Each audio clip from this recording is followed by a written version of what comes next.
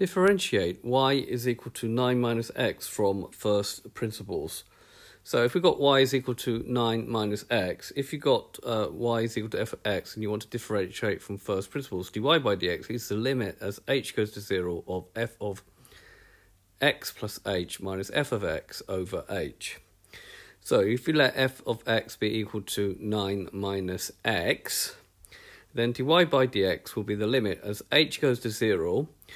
Now you have to now put f of x minus plus h, so everywhere there's an x, you now replace it with x plus h, so you now get 9 minus x plus h, minus f of x, so minus 9 minus x, all in brackets, those brackets are important, over h, and that now represents that.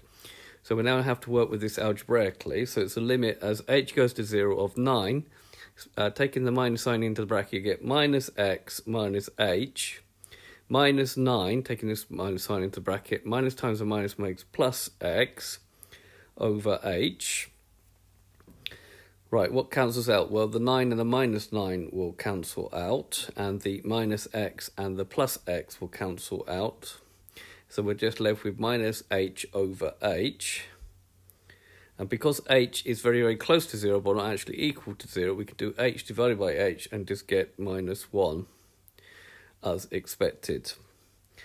And therefore, note, if we were to do y is equal to 9 minus 8 and differentiate directly using the power rule, if you differentiate 9, you get nothing. And if you differentiate minus x, you get dy by dx is equal to minus 1.